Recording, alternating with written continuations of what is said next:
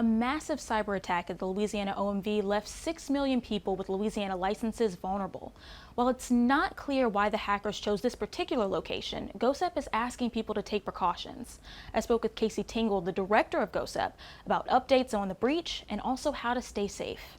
So can you tell me a little bit more about the cyber event that happened last week?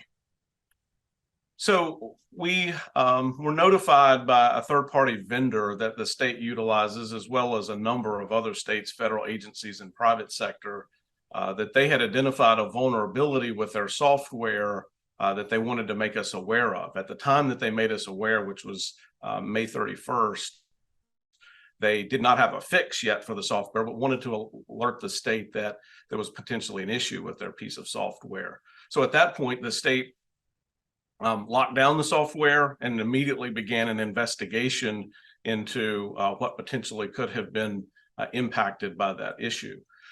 After that investigation was moving forward, the software vendor announced a patch, and so the state immediately patched the software so that it could be brought back up to current state.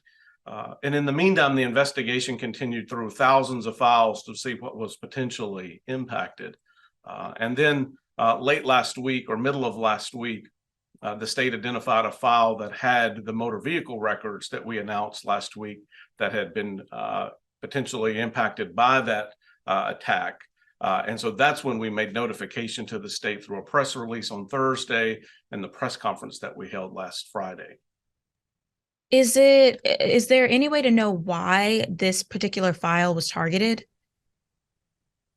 We don't believe it was targeted. We believe that what was the vendor was the vulnerability in that particular software was something more general in nature. And so we don't have reason to believe that Louisiana in particular was targeted, that this data was in particular targeted. We believe this was part of a much larger vulnerability that crosses all clients that utilize that particular software. So we don't know exactly why they targeted these files. You said it's likely they weren't even trying to, and we don't necessarily know all the groups that were involved, even though we have an idea. But where does Louisiana go from here? Where do regular people go from here, knowing their information is possibly out there? That was the important part of making the public notification last week when we did. So as soon as we realized that those particular motor vehicle records had been accessed, we wanted to make the public aware of that as quickly as we possibly could, because really that's the focus of our efforts right now moving forward is what can the public do for themselves having been made aware of this as we continue the investigation. And so a lot of that guidance is on nextsteps.la.gov, and so we would direct the public to that website. We are keeping that updated with additional information as we know it and recommendations that we find. We issued another press release this week as we updated that website with some additional information. So we direct everybody there on that website.